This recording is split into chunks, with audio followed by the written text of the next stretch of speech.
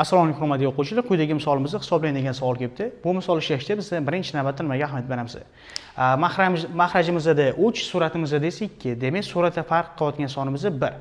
Biz suratdagi ifodani mahrajga moslasak, 3 minus 1 taqsimda 3 faktorial deb yozsak bo'ladi. Xo'sh, shu qonuniyatdan foydalangan holatda 3 biz 4 minus 1 taqsimda 4 faktorial.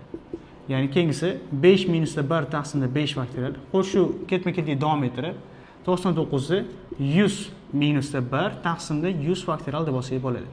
Endi esa buni har bittasini oddiy kasrga o'tib chiqadigan bo'lsak, bizda 3 taqsimda 3 faktorial minus 1 taqsimda 3 faktorial plusda 4 taqsimda 4 faktorial minusda 1 taqsimda 4 faktorial.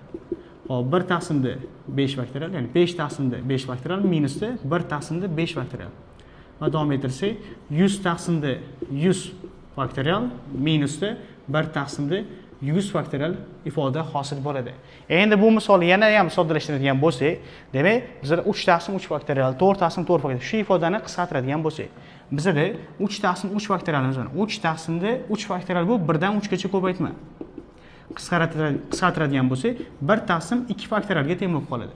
Xo'p, keyingisi mana 4 taqsim 4 faktorial soddalashtiradigan bo'lsak, 4 taqsimda bu 1 dan 4 gacha ko'paytma. 4 qisqaradida 1 taqsim 3 faktorial qoladi. Demak, bu misolimizda biza yana nima deb yozsak bo'ladi?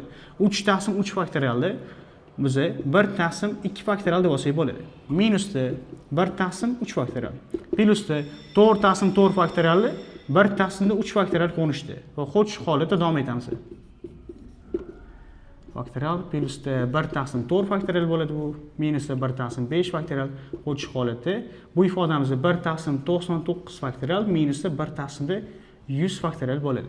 Endi esa bu yerda ko'rinib turibdiki, qisqarib ketadigan ifodalar bor. Ya'ni mana bizda minus 1 taqsim 3 bilan plus 1 taqsim 3 faktorialni xuddi shu holatda davom etib, bizda 1 taqsimda 2 faktorial minusda 1 taqsimda 100 faktorial ifoda hosil bo'ladi. 2 faktorial 2 ga teng bo'lganligi uchun 1 taqsim 2 minusda 1 taqsim 100 faktorial.